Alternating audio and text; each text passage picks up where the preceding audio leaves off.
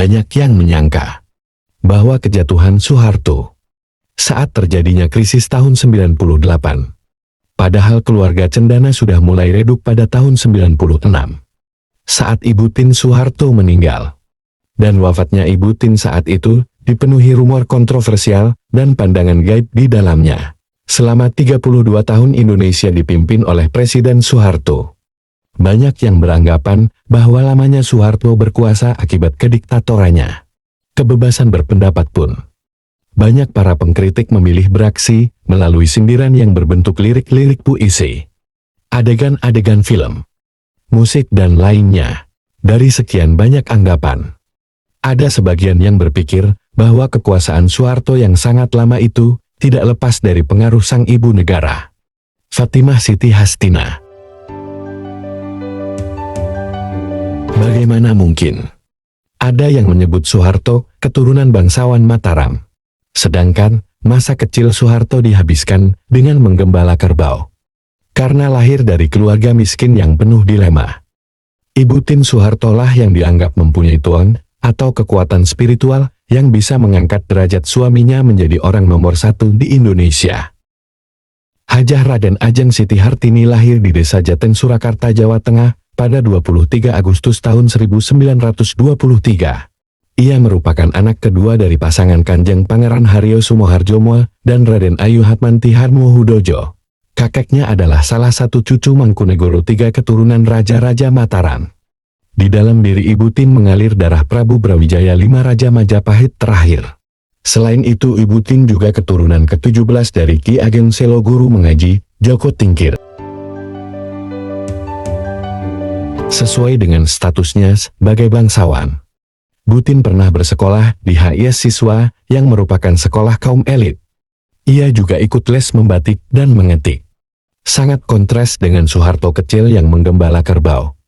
Pada 26 Desember tahun 1947, Ibu Tien menikah dengan Soeharto yang saat itu menjabat sebagai Panglima Kostrat. Melalui perjodohan, sifat Soeharto yang memegang erat adat Jawa sangat percaya dengan wangsit-wangsit. Termasuk perkataan dan nasihat dari istrinya Ibu Tien yang keturunan Raja-Raja Jawa. Bahkan Ibu Tien mendapat peranan penting dalam pengambilan keputusan-keputusan Soeharto.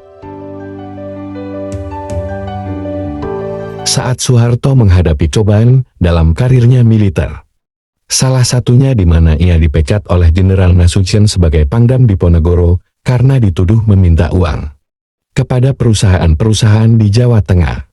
Soeharto sempat terpikir untuk menjadi petani atau sopir taksi pada masa itu. Ibu Tien memberi saran, "Saya dulu diambil istri oleh seorang prajurit dan bukan oleh sopir taksi. Seorang prajurit harus dapat mengatasi setiap persoalan dengan kepala dingin walaupun hatinya panas." Karena saran Ibu Tien inilah Soeharto berani menghadapi pengadilan militer yang menantinya. Namun nasib baik masih berpihak pada Soeharto. Jenderal Gatot Subroto memberikan saran kepada Nasution agar Soeharto dibebaskan dan dipindahkan ke Sekolah Staf dan Komando Angkatan Darat di Bandung. Di sini karir Soeharto dibangun kembali hingga ia menjadi Presiden Republik Indonesia kedua. Ibu Tien dan Soeharto mempunyai 6 orang anak. Siti Hardianti Rukmana, Sigit Harjo Judanto, Bambang Triatmojo, Siti Hadiati, Hutomo Mandala Putra, dan Siti Hutami Endang Adiningsih. Ada beberapa keputusan penting dibuat Soeharto atas pengaruh Ibu Tien, salah satunya adalah larangan poligami bagi PNS. Ibu Tien juga punya andil besar dalam dibangunnya Taman Mini Indonesia Indah, Taman Buah Mekarsari, Perpustakaan Nasional, dan Rumah Sakit Jantung Harapan Kita. Sekian lama masyarakat terbiasa dengan kepemimpinan beliau berdua. Tiba-tiba pada Minggu 28 April tahun 1996, bertepatan pada Idul Adha 1416 Hijriah pukul 5:10 dini hari, rakyat Indonesia dikejutkan dengan berita wafatnya Ibu Tien secara mendadak. Padahal tidak ada tanda-tanda sakit sebelumnya. Minggu 28 April 1996. Stasiun-stasiun televisi saat itu langsung menghentikan jadwal siaran mereka. berganti dengan siaran langsung di rumah duka. Selain itu, bendera setengah tiang pun dikibarkan di Indonesia. Masa berkabung 7 hari, ucapan duka cita datang membanjiri. Tidak hanya dari dalam negeri, tapi juga dari luar negeri. Bahkan beberapa pimpinan negara luar langsung hadir di rumah duka. Salah satunya Perdana Menteri Malaysia saat itu, Mahathir Muhammad. Kepergian ibu negara secara mendadak mengundang pertanyaan masyarakat. Menerka-nerka apa yang terjadi? Isu-isu liar langsung berkembang di tengah masyarakat. Walaupun sudah diinformasikan bahwa Ibu Tien mendapat serangan jantung. Beberapa isu berkembang di masyarakat. Rumor yang paling santer di saat itu adalah Ibu Tien bukan meninggal karena serangan jantung, melainkan tertembak oleh salah satu anaknya yang sedang bertengkar. Seperti yang diketahui saat itu, pemerintah sedang berambisi dalam proyek mobil nasional yang diberi nama Timor, yang sahamnya dimiliki oleh anak kelima Soeharto, Hutomo Mandala Putra. Menurut rumor yang berkembang saat itu, keputusan Soeharto memberikan hak penuh kepada Tommy untuk mengurus mobil nasional ini tidak disukai oleh anak ketiganya, Bambang Triatmojo, yang sudah berpengalaman di bidang perakitan mobil. Melalui PT Bimantara Citra miliknya, rasa tidak suka itu membuat hubungan antara keduanya renggang hingga berujung kepada pertengkaran. Sabtu malam 27 April 1996, Bambang dan Tommy kembali terlibat adu mulut. Memanas dan tidak terkendali, Bambang mengeluarkan pistol yang dibawanya. Begitu pula Tommy. Kedua kakak beradik itu saling baku tembak dan kejar-kejaran. Ibu Tien yang melihat kedua anaknya saling menembak segera berlari untuk melerai mereka. Namun sayang, segera Ibu Tien dilarikan ke Rumah Sakit Pusat Angkatan Darat. Dilarikannya Ibu Tien ke RSPAD, membuat masyarakat semakin yakin dengan satu isu itu. Mengapa harus RSPAD? Mengapa bukan Rumah Sakit Jantung Harapan Kita milik keluarga? Mengapa? Apakah itu untuk menjaga rahasia Ibu Tien yang tertembak? Itulah rumor yang berkembang di tengah masyarakat. Lantas bagaimana? Saat itu pihak istana tidak terlalu menanggapinya, karena suasana duka yang teramat dalam. Tidak ada waktu untuk menanggapi rumor yang berkembang. Bahkan dikabarkan Soeharto terus menangis seharian. Hanya terlihat tegar saat televisi menyorotnya. Setelah wafatnya Ibu Tien, Soeharto kembali kepada aktivitasnya sebagai presiden. Tapi jelas terlihat bahwa Soeharto menjadi lemah secara politis dan emosional. Hingga sampailah pada krisis moneter tahun 1998 dan reformasi yang membuatnya lengser. Sebenarnya lengsernya Soeharto ini sudah banyak diramalkan oleh para ahli kebatinan. Kekuasaan Soeharto dianggap selesai pada tahun 1996. Saat Ibu Tien wafat, Ibu Tien keturunan para raja. Dianggap sebagai kendedis dunia modern, Ibu Tienlah poros utama kekuatan Orde Baru. Ia dianggap mempunyai wahyu keprabon, di mana pria yang berhasil menjadi suaminya akan menjadi penguasa Nusantara. Wahyu keprabon yang dimiliki Kendedes dianggap turun kepada Ibu Tien. Soeharto menjadi penguasa Nusantara, namun wahyu keprabon itu akan sirna setelah pemiliknya meninggal.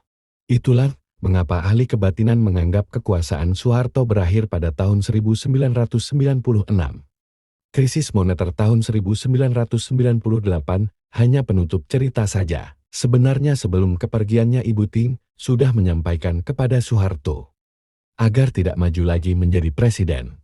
Saat itu Soeharto mengiyakan permintaan istrinya tersebut. Namun kenyataannya lain. Soeharto maju kembali dalam sidang umum MPR tahun 1998 atas bujukan kolega-koleganya, dan tidak lama kolega-koleganya itu memanfaatkan krisis moneter dan aksi demo masyarakat supaya Soeharto mundur. Ya begitulah politik. Hanya ada kepentingan.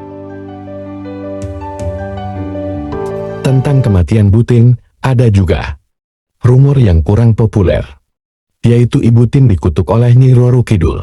Bu Tin dianggap telah mengingkari janji dengan Nyi Roro Kidul.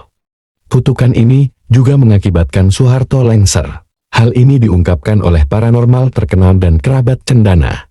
Permadi SH, Ibu Tin dianggap mempunyai kekuatan magis yang membuat suaminya berkuasa. Tidak dijelaskan secara detail apa bentuk dan syarat perjanjiannya. Anggapan Ibu Tin menjadi tumbal kutukan Nyi Roro Kidul diperkuat dengan waktu wafatnya pada Idul Adha. Ibu Tin yang dikorbankan. Rumor-rumor liar yang awalnya didiamkan akhirnya membuat keluarga cendana gerah. Hingga mereka menerangkan penyebab wafatnya Ibu Tin secara rinci, baik dari Pak Harto dalam bukunya, Mbak Tutut melalui media sosialnya, atau orang-orang terdekat cendana. Lanjut simak kronologinya.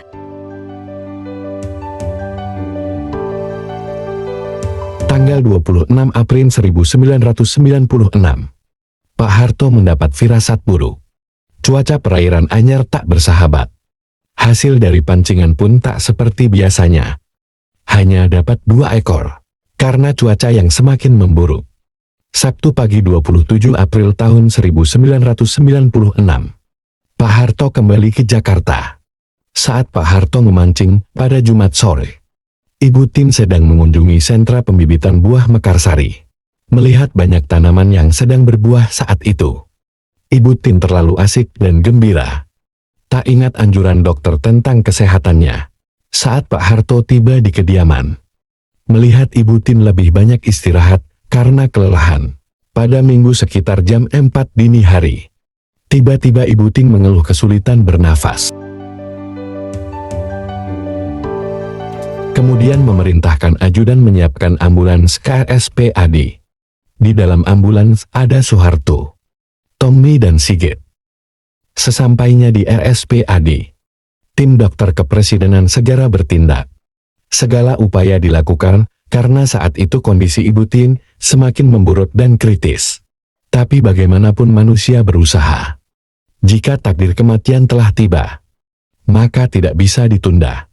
Akhirnya Ibu Tin menghembuskan nafas terakhirnya pada pukul 5.10 menit pagi. Itulah kronologi yang diceritakan oleh Pak Harto di dalam bukunya, Mbak Tutut dan Keluarga Cendana. Sekian kisah wafatnya Ibu Tin beserta rumor yang berkembang seiring dengan kematiannya. Anda sendiri percaya yang mana?